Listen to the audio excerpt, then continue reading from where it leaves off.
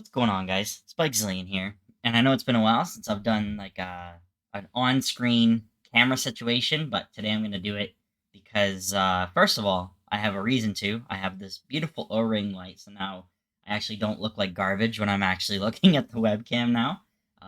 You can actually visibly see me for the most part, and I don't look a little strange in terms of lighting.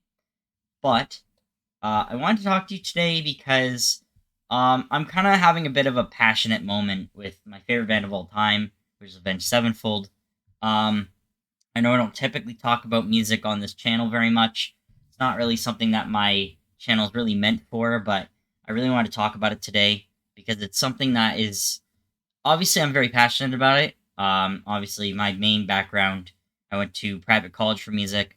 So music is a big part of my life, even though it's not necessarily always a part of the channel or anything, or part of my main interests as of now. Like it kind of has been back and forth between other stuff, but music has always been a big part of my life, and this band has taken me through quite a lot of parts of my life.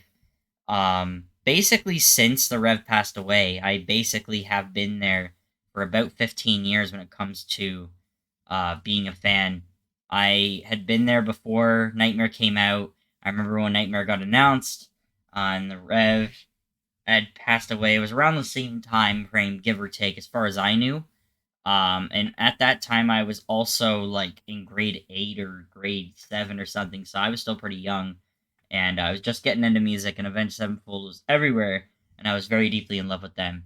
And it has been love ever since. Admittedly, the latest album, not so much. I can't lie, I don't love the newest album. I'm one of those people that really didn't resonate with it at all. But there's some stuff that's really interesting about it, and I want to talk about it today.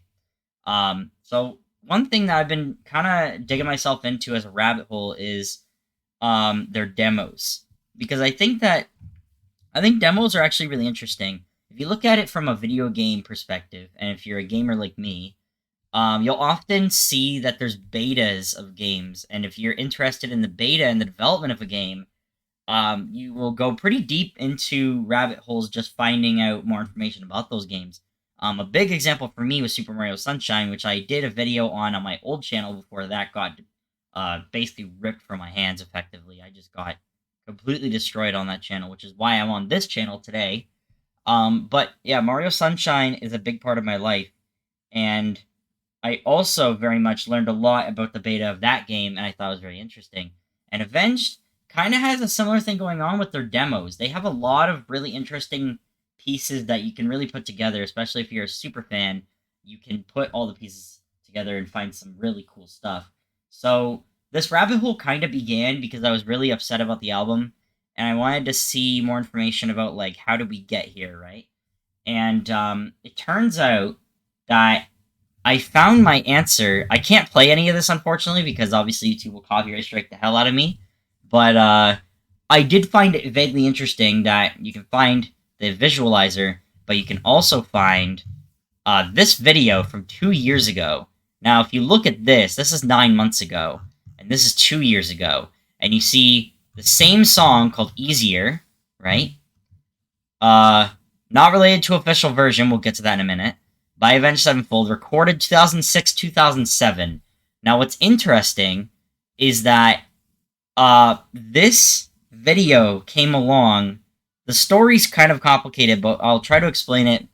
I don't think this person did a bad thing, for the record. I know people might be already up in arms seeing this video and getting mad in my comments for those who know, but I don't think this person did a bad thing.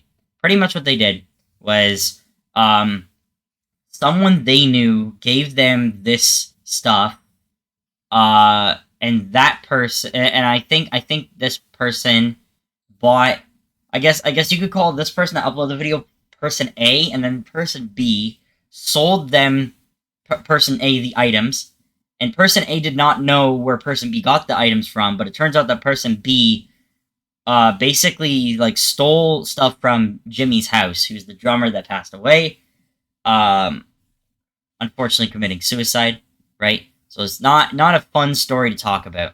But what's interesting is that we have this now, and we can listen to it, and it's really fun and enjoyable, and it is shockingly similar to this.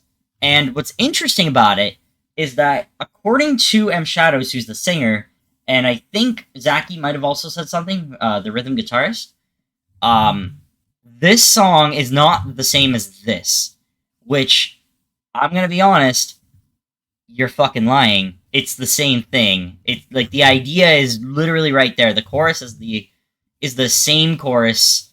It's just like altered to be this own special thing. And like it's okay to just admit that. It's okay that to like say that we changed the idea. We didn't like the idea for this album. We wanted to do something different. Like it's okay to say that. You don't have to lie. And I feel like I can't lie. They are blatantly lying. This is the same song. And the only reason why I am bothered about it is not because of the fact that they changed it so much and ruined the song, because I actually do like the song. I think it's quite good. I think both versions are good. I just think that it's disingenuous to look at your past and be like, oh, that's not what we wanted. Because I feel like that's what it comes out to be when you say something like that it's not the same thing. Like, I could be thinking a little bit too deep into it, don't get me wrong.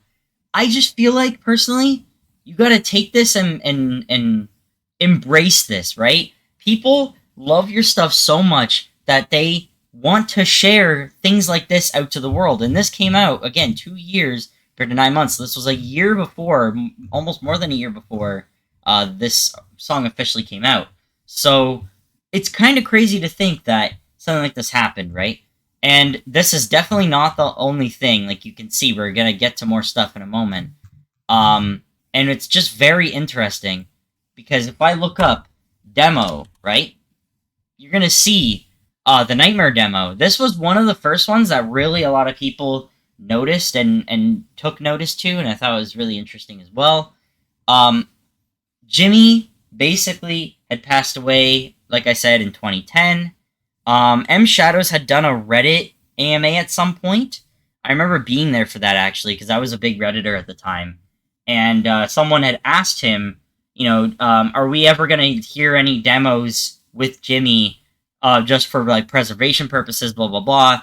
And Matt was all like, "Yeah, dude, like, it is something that I want to do, but out of respect for him, so I don't want to do it like all because then it would be disingenuous. But I think it would be nice for the fans to hear something." So he brings out the Nightmare demo, and this was really interesting because the song isn't that different, but it's different enough where it's noticeable and it's very interesting. The drums are like with the electronic kit. It's weird. It's really strange. Um, the guitar is a little bit more nuanced. It's very very very minor changes, but it's enough where it feels really impactful. And again, it's noticeable that this is one of the first things that really came out as a demo that people were like really interested in because it was the first like public demo that people really kicked their shoes in. I thought that was really interesting.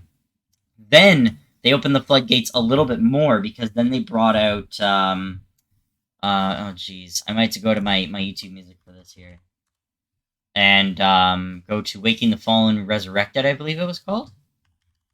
Waking the Fallen, or yeah, Waking the Fallen Resurrected, right? And this comes out, and we thought, oh, this is just a re-release of the album. Okay, whatever, that's cute, right? And then we scroll down, and we start seeing Chapter 4 demo. Oh, Reminiscence demo. Oh, look at all these demos. 4 demos and an alternate version. I believe the alternate version is actually technically, I think it's like a re-recording or something after, from what I can tell, it's like, I don't know if this is wrong. You can let me know in the comments if I'm wrong, if you're also a big fan. But I believe this was a recording made after Warped Tour. Apparently, there was a recording needed to be done for like a Warped Tour DVD or CD or something, and they re-recorded the song for this or something. That's what I heard. Or I don't know if that's for sure though. So again, let me know if you know in the comments. But then you look at all these other demos, and they're super underplayed. Like Part 2 demo is 126,000 plays compared to like Radiant Eclipse 5.9, Second Heartbeat 14. Reminiscence 6.9, Chapter 4 13 mil, 68 mil for Unholy Confession, right? Like underplayed super hard. And I just gotta say, like, man, all these demos are great. It's a really good insight to like how close they truly were to Magic before any producers got their hands on this. And to be honest, I actually think the Chapter 4 demo might be as good or close to even maybe being better than the original Chapter 4, which says a lot because Chapter 4 is one of my favorite songs of all time, let alone favorite songs from Avenged Sevenfold, one of my favorite songs of all time. I think this demo is fantastic. And it's actually really cool that it's really similar to the first album, but like cleaned up. Like they did a really good job of like making this sound great. As like a Sound in the Seventh Trumpet kind of. It almost sounds like this was the first song that they wrote for this album, and I don't know. It's just really telling. It's really good. So I love it. I obviously love the Reminiscence demo. The I Won't See You Tonight Part 1 has some interesting section changes that I thought was kind of shocking, especially with the lyrics. They changed how everything was placed, and it feels good in a weird way. It just feels different. It doesn't feel bad by any means. So I just thought that was interesting. Right. So then we get that. Okay. Someone then released this demo at some point. I think this was out to the public already, technically, but it wasn't really like publicly available until like 10 years ago, as you can see. So that was interesting. And then we started getting other stuff. I'm trying to remember. Trying to remember what else we had for demos. We had there was some Pinkly Smooth demos. There was some the other band. I can't remember the other band's name right now. The Avenged was involved with like two of the members. But there was some other stuff like Successful Failure. There was some demos for that as well. There were plenty of very interesting demos. But the demo that really struck a chord with me recently was unfortunately this is involved with NFTs and shit. I'm not gonna sugarcoat it. I don't love NFTs. I'm not one of those people. I'm so sorry. I just don't give a fuck about NFTs. I don't want any involvement with them at all. Unfortunately, the band got involved with them. I have been negatively impacted on my thoughts on some of the politics behind the band when it comes to I don't know. I just really don't love NFTs, and I wish they didn't fucking do that. But whatever. Anyway, with that being said, they had released this VIP pass of some sort. It was like a season pass for people that I think were involved in an app of theirs that I think is somewhere involved with the NFTs in some way. I don't 100% understand it, but I think it's like their gateway drug to NFTs or some shit. I don't really get it. But I have not signed up to this shit. And sure enough, it's okay because someone uploaded both the demos that they released on this app that I thought were really interesting. So the first one that caught my eye, actually, let's talk about the one I care about the less so, which is this one right here, the Victim demo. This is a fantastic demo, and it's also, I think it's slightly longer than the original song, if I'm not mistaken. But I thought this was shockingly really cool, really interesting. It gave us a bit of a taste. There is more demos we're going to talk about too after, but they're not as important as this one. This is more impactful for me. Because, again, we really wanted more Nightmare demos because, again, the Rev, this was like the end of the Rev's life. Like, this means a lot to a lot of people that really enjoyed the Rev, his playing, and people were inspired by him, right? So it was kind of a big deal. And this is a great choice of demo to release for that. Because it's kind of it's like a diamond in the rough. No pun intended. It was just really, really good. So, this was a great choice of demo, but the one that obviously I have to love and appreciate, man. Dude, like, this is my everything. Like, for context, for those who don't know me enough, Save Me is my favorite song of all time, period. So getting anything for this song, this 11-minute absolute masterpiece of music, and getting a effectively beta version of the track that we have been hinted at many times. Like, the lore on this is nuts. There were people that apparently had, like, rough recordings of it that other people had, but they couldn't, like, share it publicly, and, like, there were, like, ninjas up their ass or some shit trying to, like, stop them from doing all this shit and getting all the stuff. There was like people had like a vinyl record or something of it. I don't even know how that works because we're not in the year 1990 anymore. Like this was like way beyond that. This is like again 20. I think it was 2008. Apparently, this was recorded. According to this video, it seems to be 2008. Which is crazy because that's a year after self-titled and 2 years before this album came out. So that is insanity if that's actually the truth. It's just very interesting. Again, we had known about this demo for a long time. It was originally called Bad Men, because apparently the whole song was called Bad Men, and that's why at the end of the song it doesn't say tonight we all die young. Today it says tonight we all die bad men, which people joked about it saying Batman, which is funny. Anyway, you can kind of see where I'm going with the crackhead discussion. Okay, I'm a little bit of a super fan. Okay, to an extent. I just think that this stuff is really, really interesting. And again, I really recommend checking out this demo and checking out the original song, obviously. I think it's really, really crazy how deeply into the inner workings we can hear the Rev Psyche and his understanding of all the songwriting that he knew. Like he just knew the band so well and so perfectly, and it just felt so right. Every part of this album is just incredible, and this demo is a perfect example of that. And not only that, but there is obviously some other demos.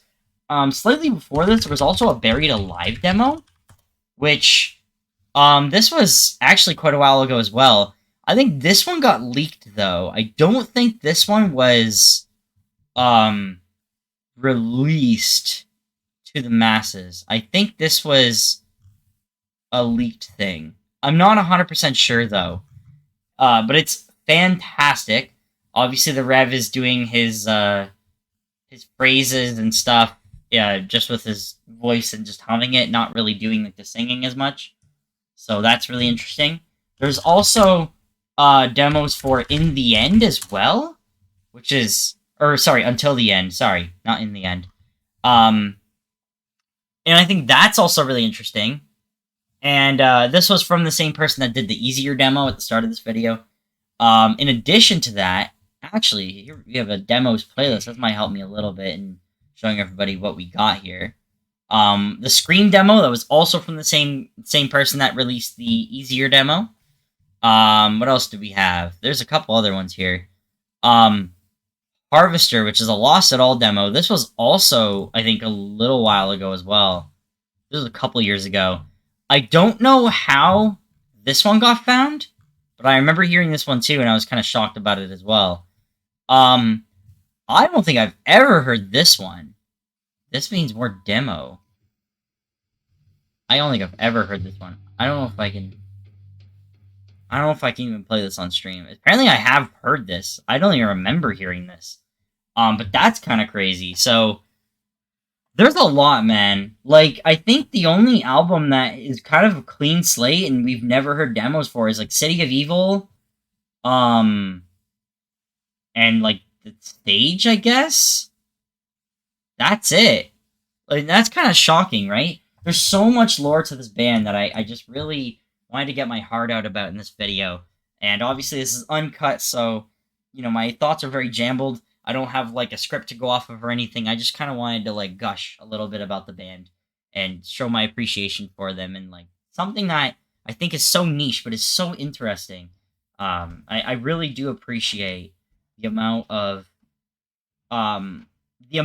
information that has come out, despite, you know, for better or for worse for the band. I know sometimes the band doesn't look fondly on these things.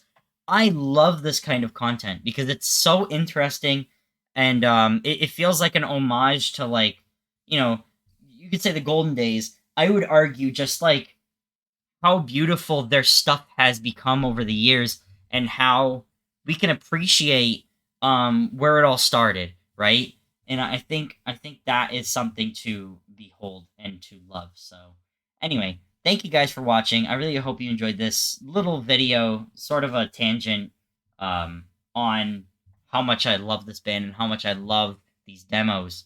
And hopefully we can do another journey like this again, music-wise. I have other bands I can always talk about, or I could talk more about this band if you want more lore stuff. I've learned a lot over the years just from watching their videos and interviews and stuff. So I got lots more in me if we ever want to do that again. Rate, comment, subscribe if you haven't already, and I'll see you guys next time.